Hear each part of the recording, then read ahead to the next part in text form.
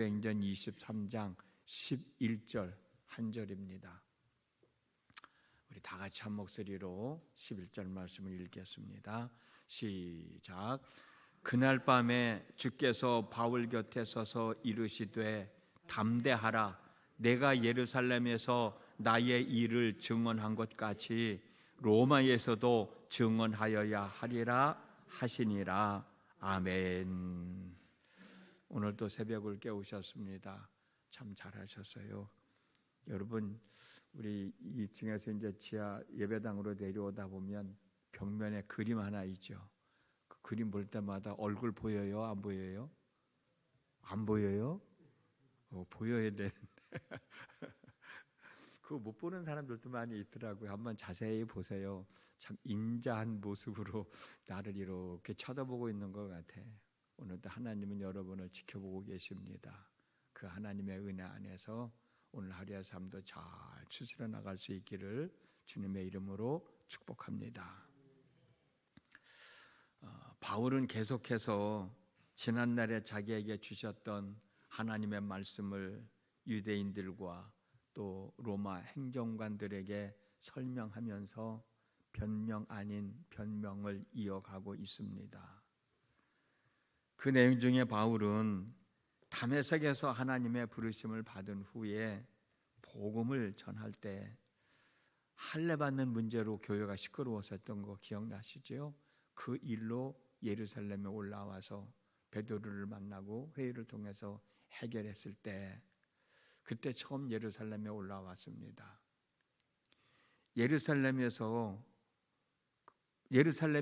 그때 예루살렘에 올라왔던 바울은 예루살렘에서도 복음을 전할 계획을 가지고 있었던 것 같아요.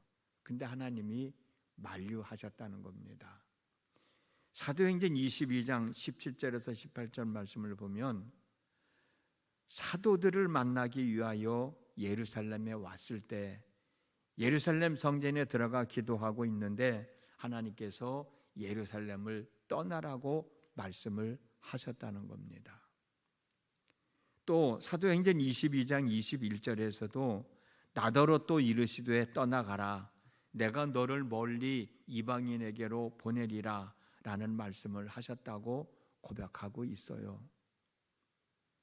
그래서 바울은 예루살렘을 떠나 여러 이방 지역을 돌아다니면서 찾아다니면서 복음을 전하다 많은 사람들의 만류에도 불구하고 예루살렘으로 다시 올라왔잖아요. 그 이유는 여러 번 말씀드렸습니다. 예루살렘 교회를 돕기 위한 헌금을 전단해주고 그리고 로마로 가고 로마에서 스페인으로 갈 계획 때문에 많은 사람들이 만류를 했음에도 불구하고 바울은 예루살렘에 올라왔어요. 예루살렘에 도착한 즉시 붙잡혀서 이리저리 끌려다니면서 신문을 받으면서 고초를 당하고 있어요. 지금 상황이 그 상황입니다. 여러분 한번 생각해 보세요. 이때 바울의 심정이 어떠했을까? 바울은 아직도 할 일이 많이 남아 있잖아요. 많은 사람들이 그렇게 만류를 했음에도 불구하고 예루살렘에서 나를 결박할 사람들이 기다리고 나를 죽이려고 하는 사람들이 있다 할지라도 나는 예루살렘 올라가야 된다. 왜? 그래야 로마로 갈 수 있고 그리고 스페인으로 가서 복음을 전할 수 있기 때문에 이 계획이 아직도 바울에게는 남아있는 거거든요. 로마서 15장 23절 말씀을 보면 이제는 이 지방에 일할 곳이 없고 또 여러 해 전부터 언제든지 서바나로 갈 때에 너희에게 가기를 바라고 있었으니 라는 말씀이 있습니다. 로마에 가기 위해서 예루살렘에 올라가야 된다는 거죠. 로마서 15장 28절에도 보면 그러므로 내가 이 일을 마치고 이 열매를 그들에게 확증한 후에 너희에게 들렀다가 서바나로 가리라. 예루살렘에 갔다가 로마로 갔다가 그리고 서바나는 오늘날 스페인이거든요. 스페인으로 가겠다는 거거든요. 이런 계획을 가지고 있는데 어쨌든 예루살렘에 올라오면 많은 어려움이 있을 것이라고 하는 것은 예상을 하고 있었지만 이렇게 앞날을 가늠할 수 없을 정도로 어렵고 힘든 상황에 처해 있을 줄은 몰랐는지도 모르겠어요. 지금 이런 자기가 당하고 있는 상황을 보면은 자기가 가지고 있던 계획이 무산될까 봐, 자기 자신의 꿈이 깨어질까 봐 꼭 반드시 로마에 가서 복음을 전하고 싶었고 스페인까지 가서 복음을 전하고 싶었던 그 마음이, 그 계획이 이루어지지 않을까 봐 얼마나 염려하고 있었을까, 얼마나 애가 탔을까. 한편으로는 속도 상했겠죠. 또 한편으로는 원망도 하고 불평을 했는지도 모르겠어요. 본문에는 나오지 않지만 우리가 이해를 해보면 바울은 그럴 수도 있을 것 같다는 생각이 듭니다. 그런 바울에게 하나님은 말씀하셔요. 그 말씀이 오늘 본문의 말씀입니다. 한 번 더 읽어드릴게요. 그날 밤에 주께서 바울 곁에 서서 이르시되 담대하라.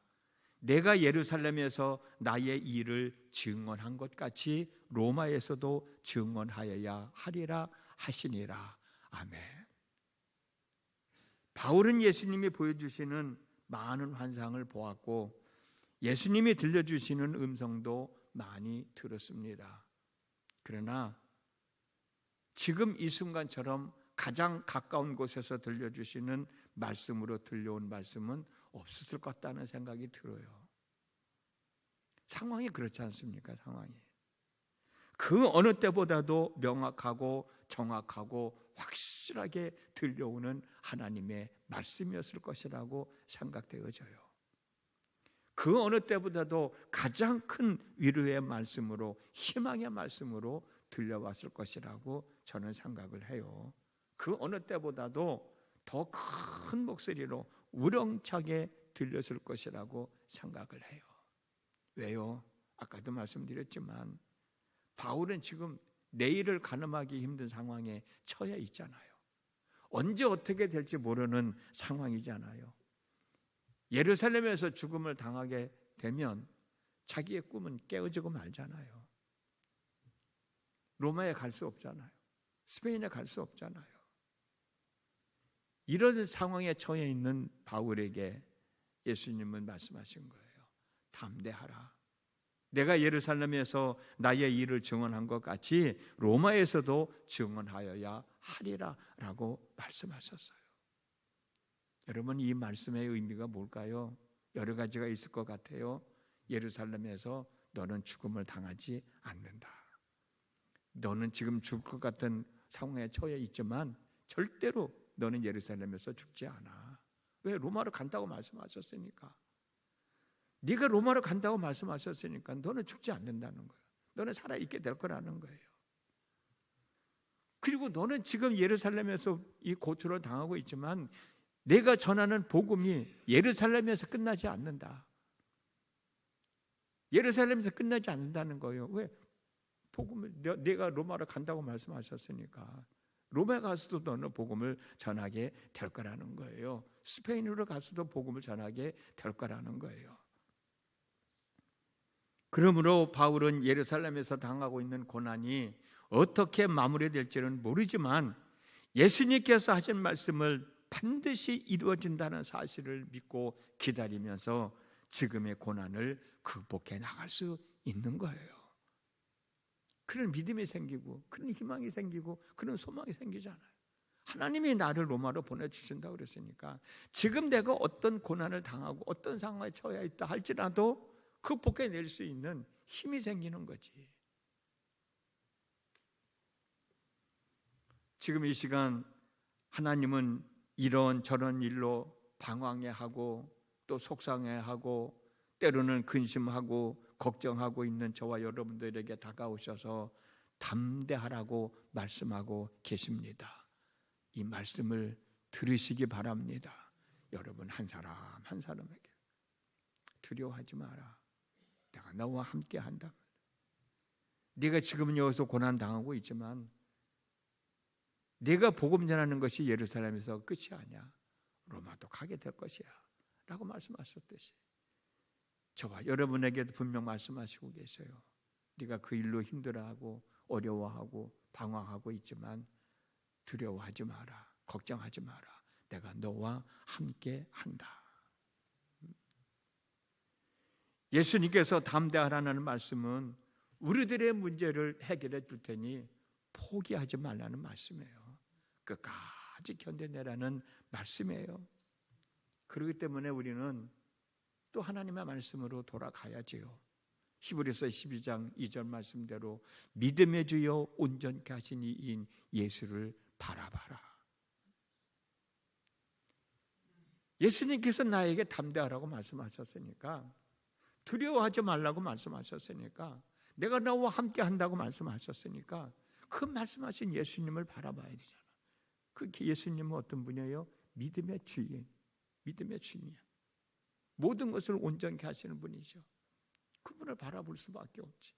그분을 향하여 입술을 열 수밖에 없지. 그분을 향하여 두 손을 들 수밖에 없죠. 이게 믿음의 삶이 아니겠습니까?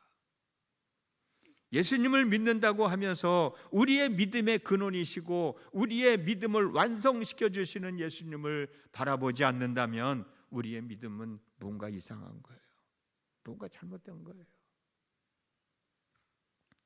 우리가 살면서 어렵고 힘든 일이 있으면 때로는 사람도 만나 봐야 되죠. 때로는 돈도 필요하죠. 때로는 권력도 필요하죠. 그러나 우리는 예수님을 먼저 바라봐야 됩니다. 그래야 우리를 향하여 선포하신 담대하라는 예수님의 말씀이 우리의 삶 속에서 이루어지게 되는 거예요.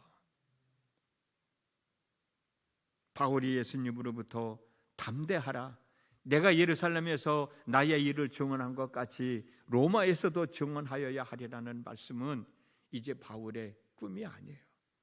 바울의 계획이 아니에요. 내가 로마로 가야 되겠다는 계획이 아니야. 꿈이 아니야. 이제는 예수님이 부여해 주신 사명으로 바뀌었어요.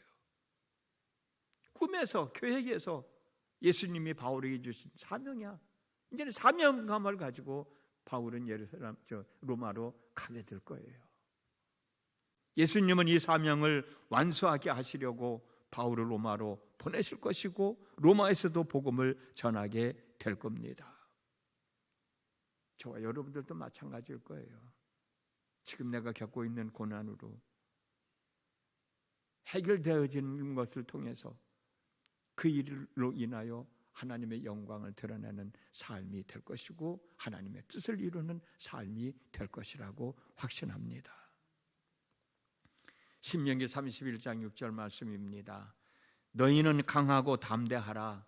두려워 말라. 그들 앞에서 떨지 말라. 이는 내 하나님 여호와 그가 너와 함께 가시며 결코 너를 떠나지 아니하시며 버리지 아니하실 것임이니라. 아멘. 시편 31편 24절에서 다윗이 고백한 내용입니다. 여호와를 바라는 너희들이 강하고 담대하라. 오늘 하루의 삶 속에서 담대하라는 예수님의 말씀에 힘을 얻으시고 우리가 감당해야 할 일들 감당하며 살아가는 하루의 삶이 되어졌으면 좋겠어요. 절대로 주눅들지 마시고 하나님은 지금도 살아계셔서 우리를 살펴보고 계시고 오늘 우리에게 바울에게 주셨던 말씀은 곧 우리에게 주시는 말씀이니까 오늘 하루의 삶도 어떤 상황에서도 잘 극복하시고 하나님의 영광을 드러내는 우리 모두의 삶이 되어졌으면 좋겠습니다. 기도합니다. 지난밤에도 함께 하시는 하나님 아버지, 오늘 또 하루의 삶을 살아가게 됐습니다. 오늘 하루를 살아가면서도 어떻게 살아가야 되나 라는 두려운 마음으로 하나님 앞에 있는 성도들이 있습니까? 오늘 말씀 마음에 담고 두려워하지 말라고, 내가 너와 함께 함이라고, 내가 예루살렘에서 복음을 전한 것 같이 로마에 가서도 복음을 전하게 될 것이라고 바울에게 해주셨던 말씀이 곧 우리에게 해주시는 말씀인 줄로 믿습니다. 두려워하지 말고 참고 견뎌내라. 두려워하지 말라고 하는 말씀은 해결책이 있다는 말씀이에요. 해결해 주신다는 말씀이에요. 이루어지게 해주신다는 말씀이에요.